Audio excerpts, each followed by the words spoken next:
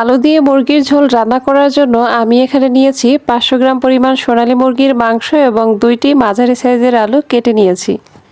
একটি কড়াই বসিয়েছি, গরম হওয়ার পর দিয়ে দিলাম 1/4 কাপ সয়াবিন তেল এবং 1/4 কাপ পেঁয়াজ কুচি। এরপরে দিয়ে দিলাম গোটা গরম মশলা।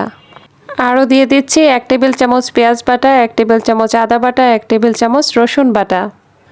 এবার দিচ্ছি গুঁড়া মশলা, 1 চা চামচ হলুদের গুঁড়ো, 2 চা চামচ মরিচের গুঁড়ো, 1 চা চামচ জিরা, 1 চা চামচ ধনিয়া, স্বাদ মতো লবণ।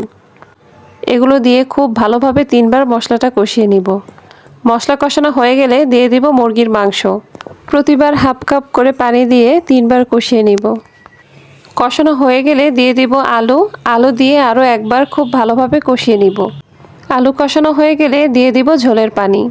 শেষে কাঁচামরিচ এবং গরম মশলা দিয়ে নামিয়ে নিব। এভাবেই ঝটপট আলু দিয়ে মুরগির মাংস রান্না করতে পারেন।